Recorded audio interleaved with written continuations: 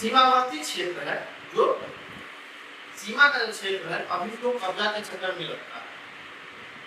तो शुरू से ही छूट रहा तो छोटे छोटे प्रांत को, और उस समय क्या था, हमारे देश में राजतंत्र था, और राजतंत्र की वजह से ही यहाँ पर क्या हुआ दोस्त, अलग अलग कंट्री के लोग यहाँ पर अपना साम्राज्य स्थापित किए, हमारे ऊपर जुल्म किए। उस समय हम लोग के पास इतना अक्ल नहीं था, ये हम लोग जो है भारत के ही एक अंग है, और समय के हिसाब से हम लोग के अंदर भी एक एकजुटता आया। हम लोग अपने इतिहास को बचाने के लिए समर्थवान बने, उजागर किए नहीं, अब जो है हम लोग को एक होकर रहना है, और एक होकर रहेंगे तभी हम लोग क्या करेंगे, दूसरे वामपंथी को, और ये सब क्या है उस समय में, ये वामपंथी ही तो था, वामपंथी नहीं तो क्या है, ये सब वामपंथी था। और उस पहले का अपेक्षा अभी के समय में कुछ भी चेंज नहीं हुआ। चोर बदमाश जो पहले था वो आज भी है। दूसरे दूसरे देश से यहाँ पर अभी भी खून खराबा करता है, समुद्र के माध्यम से, जल के माध्यम से। तो दोस्त यहाँ पर कुछ भी चेंज नहीं है, सिचुएशन सेम टू सेम है। पहले जो सिचुएशन था वही सिचुएशन आज के समय में। ओके,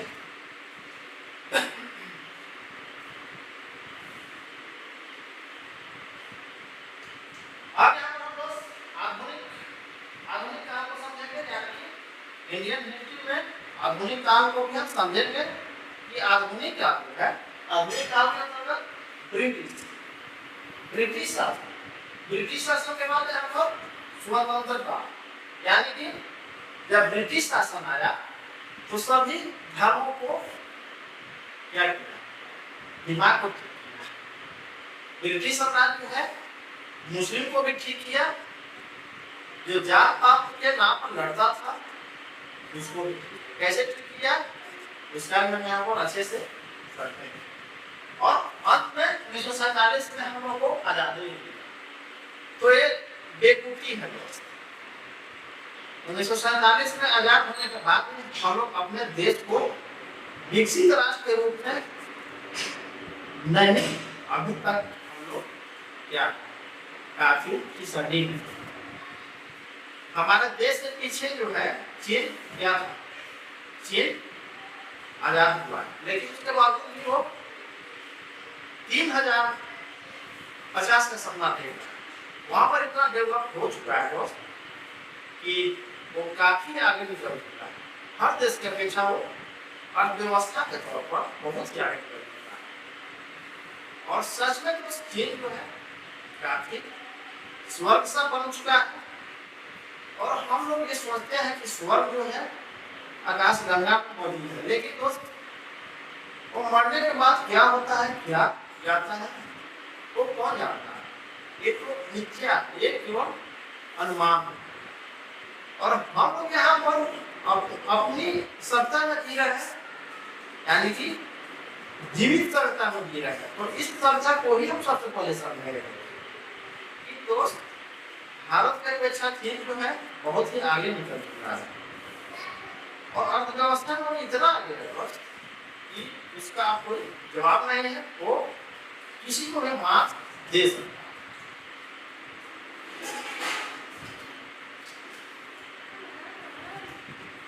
देखिए ब्रिटिश शासन, देखिए यहाँ पर ब्रिटिश शासन 18वीं शताब्दी में ईस्ट इंडिया कंपनी ने अपने हाथ में कंट्रोल लिया, अपने हाथ में कंट्रोल लिया। ओके, कैसे कंट्रोल लिया तो, यानी कि 1857 का जो हुआ ब्रिटिश क्राउन, यानी ब्रिटिश राज द्वारा प्रत्यक्ष शासन स्थापित हुआ।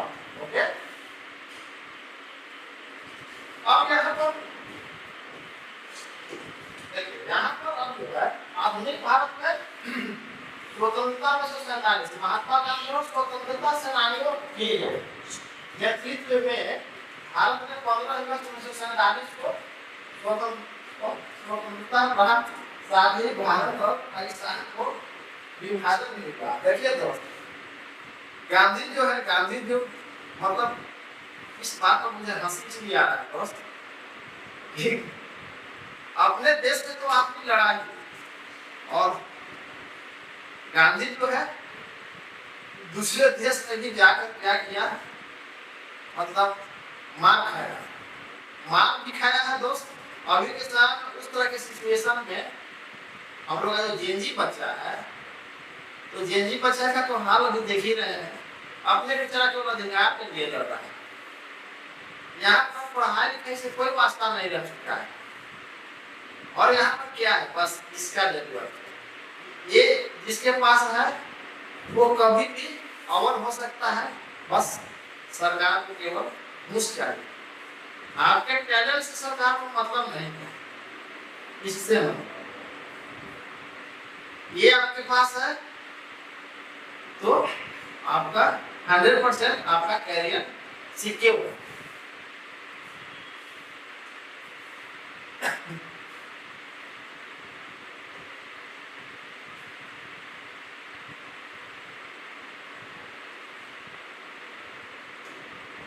और एक आवश्यक सूचना आप लोगों को दे रहा है दोस्त कि जो यूपीएससी सिविल सर्विसेज के जारी कर रहे हैं, भारतीय इतिहास के पाठ्यक्रम में सामान्य अध्ययन प्रारंभिक मुख्य परीक्षा पेपर फर्स्ट विशेषकृत इतिहास यानी ऑप्शनल सब्जेक्ट के तौर पर दोनों के प्राचीन भारत, मध्यकालीन भारत, आधुनिक भारत यानी कि भारतीय राष्ट्रीय आंदोलन सहित यहाँ पर सभी को ये सभी पॉइंट जो है, ये सभी क्रेडिट्स उनके लिए काफी इम्पोर्टेंट है, और उनको इन सभी पर अच्छे से फोकस करने की आवश्यकता है। अब देखिए दोस्त, हम बस जो स्टूडेंट्स हैं, जो कैंडिडेट्स हैं, उनको केवल हम यहाँ पर मोटिवेट करते हैं। और दोस्त, हम भी एक स्टूडेंट हैं, और एक स्टूडेंट के तौर पर जो नेक्स्ट स्टूडेंट है, जो जेजी बच्चा है, उसको मेरा काम है वो काफी अपने लाइफ में स्ट्रगल करे, अपनी मेहनत को निखार हो, यानी वो जितना ही स्ट्रगल करेंगे उतना ही क्या होगा, काफी परिपक्व बनेंगे। तो दोस्त, हमें इस क्लास के माध्यम से ये आप लोगों के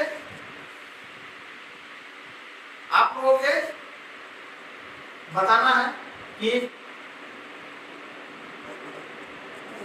जो आप कॉम्पिटिटिव एग्जाम में लगे हो, तो कॉम्पिटिटिव एग्जाम को आप छोड़िए बिल्कुल है, आप उसे पकड़े रहिए जब तक आपका समय सीमा है। समय सीमा करने का मतलब हुआ कि जब तक आपका सरकारी एग्जाम देने का समय बच रहा है। 30 ऐसे भी जनरल स्टूडेंट्स के लिए 32 यानी कि 32 तक वो अपने कॉम्पिटिटिव एग्जाम को अच्छे तरीके से हैंडल कर सकते हैं, फेस कर सकते हैं। और देखिए दोस्त, 32 के बाद कोई भी स्टूडेंट जो है ये कहेगा कि हम आप सरकारी जॉब ले लेंगे, तो ये मुमकिन है दोस्त। 32 के बाद काफी सारे चेंजिंग आ जाते हैं। एक इंसान के रूप में क्या होता है, वो सभी चेंजिंग आ जाता है। और 30 तक आपको जो भी जॉब लेना है, जो भी सरकारी एग्जाम देना है, वो आप इस पर अच्छे तरीके से पकड़ बनाए। और अभी का समय जो है काफी नॉलेज हो चुका है, काफी आसान हो चुका है। कैसे आसान हो चुका है दोस्त? क्या मतलब देखिए, हम जो है इस मोबाइल को मात्र 2 साल 3 साल से हम उपयोग में लागू कर रहे हैं। 2 साल 3 साल पहले मेरे पास ये मोबाइल भी नहीं था। अभी हम जिस प्लेटफॉर्म के माध्यम से, जिस यूट्यूब चैनल के माध्यम से आपको ये चीज बता रहे हैं, तो ये चीज हमारे समय में उपलब्ध है। ये तो 3-4 साल लॉकडाउन के बाद से ये सभी फॉर्मेट यहाँ पर बनकर तैयार हो चुका है। हम लोग अपने किताब के सहारे कोई टेक्नोलॉजी के माध्यम से हम लोग स्टडी नहीं करते थे, लेकिन दोस्त आपके लिए काफी आसान बन चुका है। क्यों आसान बन चुका है? क्योंकि आपके समय में ये सभी सामग्री आपके पास उपलब्ध, आप वो लंटेन से नहीं पढ़ाई किया हुआ है, लेकिन हम कक्षा 10 तक ललटेन से ही पढ़ाई किए। इस फैक्ट छोड़िए, अब पुरानी बातों को आपको बहुत ही बारीकी से अपने दिमाग के अंदर नहीं ले जाना है। अभी आपको मॉडर्न तरीके से, काफी आधुनिक तरीके से आपको जीना है। क्योंकि तो देखिए, जब इतिहास की बात आती है तो हम अपने पर्सनल लाइफ में भी थोड़ा सा इतिहास को हम आपके सामने प्रस्तुत कर रहे हैं दोस्त। और आपके क्लास को बोरिंग करना मेरा काम नहीं है, आपके क्लास को बकवास करना मेरा काम नहीं है। मेरा काम है कि आप उस तथ्य को समझिए। और देखिए दोस्त, अगर आपका अच्छे तरीके से प्रेफरेंस रहेगा, आपका अच्छे तरीके से मेरे ऊपर रिस्पॉन्स रहेगा, तो दोस्त हम या तो दावा ठोकर बोल रहे हैं कि आपको हर सब्जेक्ट में आपको काफी अच्छे तरीके से आपको क्या करेंगे, मोटिवेट करेंगे। मैथमेटिक्स हो, हिस्ट्री हो, पॉलिटिक्स हो, या इंजीनियरिंग के क्षेत्र हो, बीटेक हो, बीई हो, जो भी हो, हम आपको मोटिवेट के तौर पर ये आइडिया दे सकते हैं कि आपको कैसे कैसे अपने स्तर से किसी भी एग्जाम को इस प्रकार से, यानी कि दोस्त हम एक टीम मेंटर, जिस प्रकार से क्रिकेट के क्षेत्र में, स्पोर्ट्स के क्षेत्र में मैनेजमेंट होता है, तो हम लोग दोस्त हम लोग क्या करेंगे, एक अपने स्टूडेंट के मैनेजमेंट को, उसके दुख दर्द को बयां करेंगे, समझेंगे कि दोस्त आपको किस प्रकार से आगे की ओर निकलना, इस दलदल से, यानी कि इस दलदल से कैसे ऊपर की ओर उभरना है। ओके, अब देखिए तो बातों में हमने आपको बहुत सारे पॉइंट्स को गंभीरता से, दिल से आपको बयां किया। अब हम क्या करेंगे, प्राचीन भारत को समझेंगे। अब देखिए, इंडियन हिस्ट्री में, भारतीय इतिहास में प्राचीन भारत को किस प्रकार से समझें, उसको समझने के लिए आपको यहाँ पर प्राग ऐतिहासिक आप सिंधु घाटी सभ्यता, पाषाण युग, हड़प्पा सभ्यता, समाज, अर्थव्यवस्था, पतन, वैश्वीकरण, महाजन, ये सभी आपका इंडियन हिस्ट्री यानी कि भारतीय इतिहास का, यानी कि एंशिएंट हिस्ट्री। देखिए दोस्तों, हम एंशिएंट हिस्ट्री यानी कि भारतीय इतिहास यानी कि प्राचीन भारत के सिलेबस में जब प्रवेश कर ही चुके हैं, तो हम यहाँ पर इन सभी को अच्छे से समझेंगे। और देखिए तो इसका बारीकी से आपको अपने स्तर से भी आपको थोड़ा बहुत पढ़ना है। जब आप अपने स्तर से पढ़ोगे दोस्त, तो आपको अपना कॉन्फिडेंस लेवल पता चलेगा कि हम कितना लेवल में हैं, कितना सोर्स में। देखिए यहाँ पर पाषाण युग, हड़प्पा सभ्यता, अब यहाँ पर समाज, अर्थव्यवस्था, पतन, उसके बाद वैदिक, महाजन पर ऋग्वैदिक, उसके बाद उत्तर वैदिक पर बौद्ध धर्म, जैन धर्म का क्या हुआ, उदय हुआ। बौद्ध धर्म का यहाँ पर क्या हुआ, उदय हुआ। ओके, अब महाजन पर सम्राट, मौर्य प्रशासन, अशोका धाम, मौर्यों का काल, कुषाण, देखिए यहाँ पर मौर्यों चल रहा है, कुषाण, सातवाहन के बाद संगम, फिर उसके बाद गुप्त साम्राज्य और हर्षवर्धन। ओके, यहाँ सब इन सभी का यहाँ पर एंशिएंट हिस्ट्री यानी कि एंशिएंट हिस्ट्री यानी कि प्राचीन भारत, यहाँ पर ये सभी आपको कंठस्थ करना होगा दोस्त और अच्छे से समझना होगा। जब आप यूपीएससी की तैयारी कर रहे हैं तो यहाँ पर कुछ फैक्ट्स को आपको कंठस्थ भी करना होगा, कुछ पॉइंट्स को आपको देखिए। हम ये आपको एक तरीका बता रहे हैं कि जब आपको याद करने से दिमाग में नहीं समझ में आता है, तो उस टॉपिक्स को आप क्या करो, उसको लिखो। जब आपके अंदर लिखने की स्पीड बढ़ेगा, राइटिंग अप्रोच बढ़ेगा, तो क्या होगा दोस्त, ऑटोमेटिक है कि आपका दिमाग में बिल्कुल 100% हटेगा समय। रटने का काम होना बात तो है, यानी कि मैट्रिकुलेशन यानी कि कक्षा 10 तक ही सीमित हो जाता है। लेकिन जब आप जैसे ही कॉम्पिटिटिव एग्जाम के फील्ड में समाते हो, तो वहां पर आपका रटन विद्या वहां पर काम नहीं चलेगा दोस्त, वहां पर लिखन विद्या ज्यादा काम चलेगा। और लिखन विद्या में आपको महारत हासिल करना होगा और उसके क्या करना होगा, लिखित यानी कि राइटिंग के पेज को आपको स्पीड के तौर पर बढ़ाना होगा। ओके, तो दोस्त हमें जितना आपको सपोर्ट करना था आपको हमने सपोर्ट किया।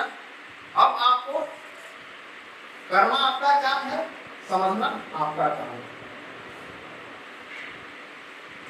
अब यहाँ पर देखिए प्राचीन भारत, देखिए प्राचीन भारत जो है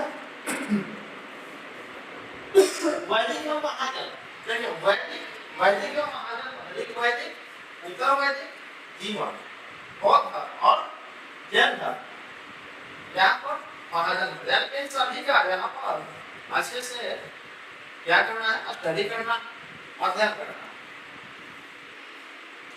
फिर उसके बाद है सम्राट, देखिए यहाँ पर मौर्य सम्राट और मौर्य प्रशासन और अशोक का धर्म, मौर्योत्तर काल, शाम सातवाहन संगम गुप्त साम्राज्य, उसके बाद हर्षवर्धन। ओके, अब यहाँ पर मध्यकालीन भारत, देखिए यहाँ पर मेडिएवल हिस्ट्री, देखिए यहाँ पर मेडिएवल इंडियन हिस्ट्री यानी कि मध्यकालीन भारत, प्रारंभिक मध्यकाल और सातवाहन यानी प्रमुख क्षेत्रीय राजवंश, चोल, राजपूत और गजनवी आक्रमण, दिल्ली सल्तनत, हल्दी में क्या पर खिलजी, देखिए खिलजी भी कहीं कहीं आपको मिलेंगे, कहीं कहीं आपको खिलजी नहीं मिलेंगे, यानी खिलजी वंश, खिलजी राजवंश।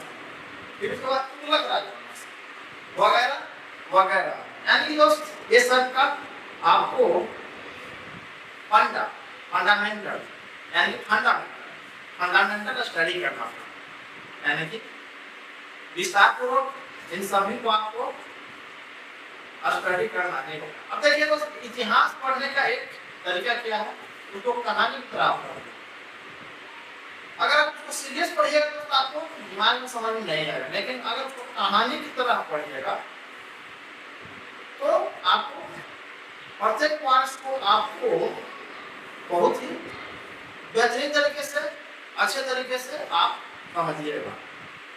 देखिए उस कॉम्पिटिटिव एग्जाम को सीरियस मत लो, उसको बिल्कुल नॉर्मल लो। अगर पढ़ते आपके अंदर पढ़ने का जज्बा है, जुनून है, तो आप पढ़ो, लेकिन ऐसा काम करो, ऐसा पढ़ाई करो कि वो आपका सार्थक रहे, कभी व्यर्थ न जाए। और कोई जरूरी नहीं है दोस्त कि आप जब कॉम्पिटिटिव एग्जाम की तैयारी करते हो तो आप सरकारी जॉब के ही पर्पस से आप पढ़ रहे हैं। पढ़ाई कभी दोस्त व्यर्थ नहीं जाता। आपके पूरे लाइफ में पढ़ाई का उतना ही महत्व है जितना कॉम्पिटिटिव एग्जाम में पढ़ाई को महत्व देते हैं।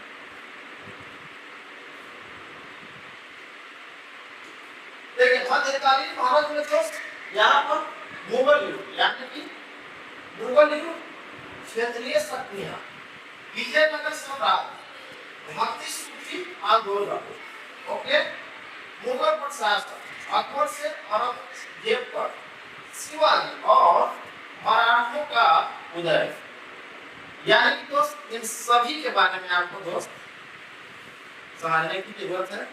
अब यहाँ पर अभी जो बता रहे हैं वो भारतीय इतिहास यानी कि इंडियन हिस्ट्री के सिलेबस को थोड़ा सा चर्चा करते हैं कि प्राचीन काल, मध्यकालीन, प्राचीन Bharat, ancient history, medieval history में आपको कहाँ तक सिलेबस को समझना है, पठन पाठन का कार्यक्रम आपको करना है। अब यहाँ पर आधुनिक भारत है दोस्त, देखिए आधुनिक भारत में क्या है, आधुनिक भारत में है कि आपको ब्रिटिश एक्सप्रेशन यानी ब्रिटिश विस्तार। तो दोस्त आधुनिक भारत में अंग्रेजी को बात है और अंग्रेज को दोस्त ऐसा सबक सिखाया कि जब अंग्रेज सबक नहीं सिखाया दोस्त तो मुगल काल में जो मुस्लिम आया था वो कभी रुकने वाला नहीं था, वो भारत को बिल्कुल ही खोखला, काफी लूटता और लोग कहता है कि अंग्रेज काफी यहाँ पर अत्याचार किया है। तो दोस्त अंग्रेज अत्याचार किया ये सत्य है, लेकिन हम लोग भी तो आपस में यहाँ पर सही सलामत नहीं थे। हम लोग यहाँ पर सही सलामत नहीं थे, क्यों नहीं थे? क्योंकि आपस में हमेशा मारपीट करते थे, खून खराबा करते थे, आपस में क्या करते थे? मारकाट करते थे। अहिंसक समय में हम लोग संलिप्त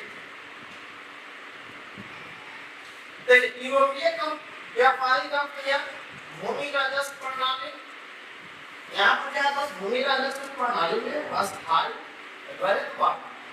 महल वाला फिर से धन का आर्थिक पलायन। देखिए धन का आर्थिक पलायन करने का मतलब कि अंग्रेज जो धन कमाता था यहाँ से, वो देखा था कि भारतीय तो आपस में लड़ झगड़ रहा है, तो इसका हम थोड़ा सा नाजायज फायदा उठाते हैं।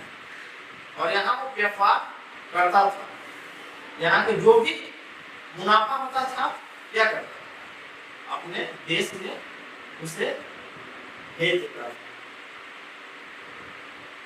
तो यही हाल था दोस्त हमारे इतिहास में, भारतीय इतिहास का। ओके, हम लोग अपने इतिहास को पढ़ते हैं तो थोड़ा सा अजीब सा लगता है कि ये सभी हमारे ऊपर ही लागू हो रहा है और वो कितना बेवकूफ।